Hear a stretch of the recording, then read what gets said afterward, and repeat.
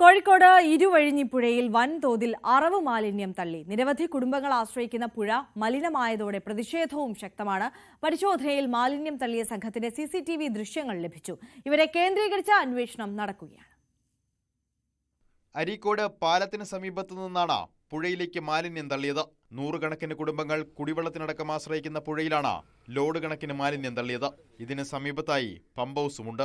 പ്രദേശത്ത് അസഹ്യമായ ദുർഗന്ധമാണ്. നാട്ടുകാർ മുക്കം പോലീസിലും കാരശ്ശേരി പഞ്ചായത്തിലും പരാതി നൽകി.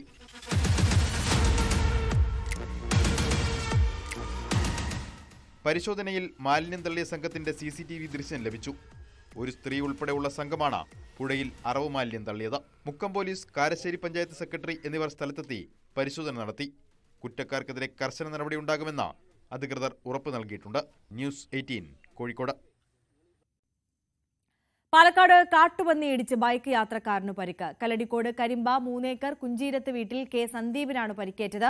മരുതുംകാട് ആനക്കല്ലിന് സമീപമായിരുന്നു അപകടം. കഴിഞ്ഞ ദിവസം രാത്രിയാണ് അപകടം നടന്നത്. തിരുപ്പൂരിൽ ജോലി ചെയ്യുന്ന സന്ദീപ് വീട്ടിലേക്ക് വരുന്ന വഴിയായിരുന്നു അപകടം. തോളെല്ലിനും പരിക്കേൽക്കുകയും പല്ലുകൾ നഷ്ടമാവുകയും ചെയ്തു.